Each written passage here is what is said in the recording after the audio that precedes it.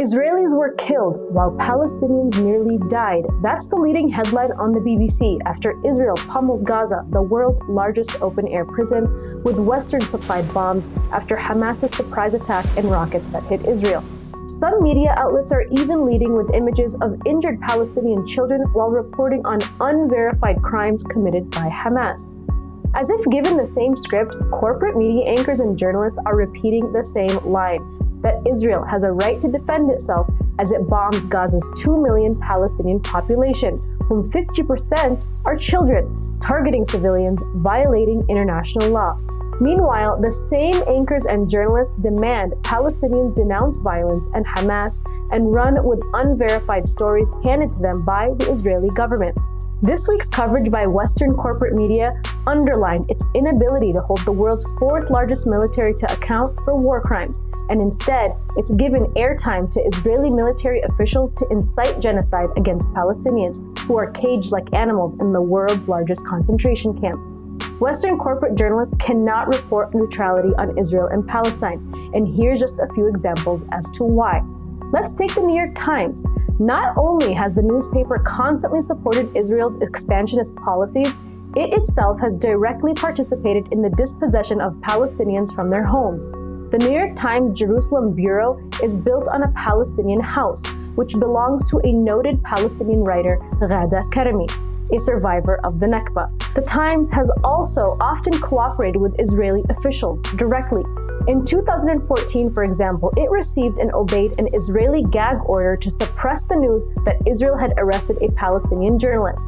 And from 2008 to 2012, the New York Times Israel bureau chief Ethan Bronner was exposed to having his 20-year-old son enlist in the Israeli army while he was actively covering the region for the newspaper. The so-called newspaper of record never made this public to its readers, raising serious questions of bias and a conflict of interest. The New York Times also fired Gaza photojournalist Hussam Salem following the intervention from the Israel lobby group Honest Reporting. However, the paper had no problem employing Ethan Bronner and others like Isabel Kirshner and David Brooks to write about Palestine, while all three had offspring fighting in the Israeli military. In general, the consolidation of corporate media since the 1980s has led to ownership by billionaire oligarchs or gigantic multinational corporations that have a strong stake in preserving the status quo of ensuring forever wars continue, and neither of whom want to see nationalist liberal struggles succeed. The orders came down from up high that news organizations have to support Israel, and it's no secret. Axel Springer, a giant German broadcaster that owns Politico, has explicitly told its staff that it is their duty to support Israel, and those that don't should leave. A wave of firings of Arab journalists across Germany underlined this message. The BBC, meanwhile, is the state broadcaster for the United Kingdom, a nation that helped create the State of Israel in 1948. Many of its top foreign affairs journalists go on to work for NATO, or big think tanks funded by weapons manufacturers and the State of Israel, who directly profit from war. The BBC has been continuously criticized for not providing historical context to the crisis in Gaza and linking itself to its own British colonial history of helping create the State of Israel through the Balfour Declaration and providing it with weapons to occupy Palestinian land ever since. Shame on you! Shame on you! Shame on you! Shame on you! American journalists that don't toe the line on Israel and Palestine are often made examples of.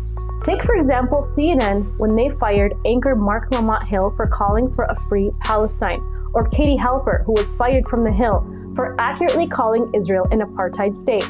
And The Guardian sacked Nathan J. Robinson after he made a joke mocking U.S. military aid to Israel. Other journalists in the industry see these examples, and the message is clear. Stick to the script on Israel or lose your job. In 2013, an investigation revealed that BuzzFeed was paid huge sums to become a public relations arm for the Israeli military disguised as news, to ensure millennials were sympathetic to the occupation, to portray the IDF as sexy and hip. In 2016, an investigation that I personally conducted into Vice News showcased how the hipster rag publishes soft propaganda to an anti-mainstream audience while pushing a pro-US and pro-Israel government narrative. Vice does this by regurgitating releases from the Board of Broadcasting Governors, an arm of the US government that disseminates propaganda abroad through outlets like Voice of America to push for regime change and forever wars that fuel the military-industrial complex. However, after a lift of its ban to be used in the United States, its reach now is the average young American mind through outlets like Vice News. Of course, these are just a handful of examples of how the media, which is supposed to act as a watchdog to those in power and in the military, is acting as a lapdog for the moneyed interests and military agendas of the ruling military class. This doesn't even scratch the surface of the many conflicts of interest within our media that most people aren't even aware of, including how pundits and other journalists that appear within mainstream corporate media outlets and newspapers as experts who are actually either simultaneously working with or are trained by think tanks, public relation outlets, and Israel lobby groups like AIPAC that take huge sums directly from the Israeli government and weapon manufacturers like Raytheon and General Dynamics to ensure a pro-Israel, pro-war narrative is dominant. This is why the context of Israel's history as an occupier, as an apartheid state that has engaged in the ethnic cleansing of Palestinians for the last 70 years is almost always left out. Instead, the public is fed with simplified versions of the conflict, presenting it as complicated, thousands of years of fighting between religions, Muslims versus Jews, a religious war. The state of the free press in the Western world is far from free. In fact, the media act as stenographers for the military ruling class to ensure profits for weapon manufacturers continue, which is exactly why, in order for us to break through the fog of war and this soft propaganda, we must turn to independent media outlets like Mint Press and others who have preserved their principles of holding the permanent war state and elite accountable, because that's the role of journalism as defined by our First Amendment.